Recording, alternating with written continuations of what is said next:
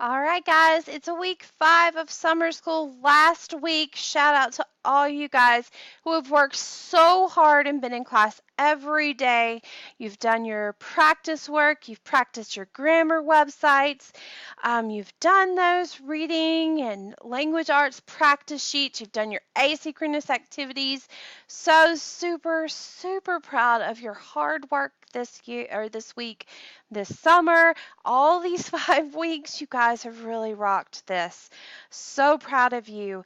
As you can see, this week we're going to be working on characters in stories and fictional stories, and also comparing and contrasting fictional stories. You have your weekly warm ups, your grammar practice websites, just like every week, your reading practice and language arts practice you can work on. Um, then your Georgia Milestones experience. Um, Video this week is really kind of an overview of the tools, the time you have. We just really want to make sure you guys use your time wisely on this test. You have plenty, plenty, plenty of time to really read carefully and answer these questions. 60 minutes minimum is what you have on each section. You have up to 75 minutes. So make sure you use your time wisely. Do not finish. There's no award for finishing first in the room. You don't get a prize for it. Make sure you use your time wisely and you're really doing your best work. So that's what that video is about.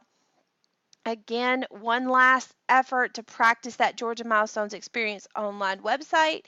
Make sure you can use the tools. You're comfortable switching back and forth between them.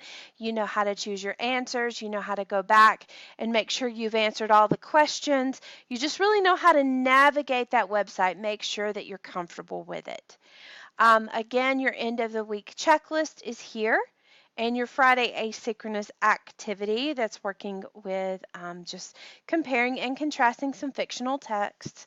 Um, don't forget to make sure that post test is completed. That should have been done last week, so make sure you've done that. Um, just get some rest at the end of this week.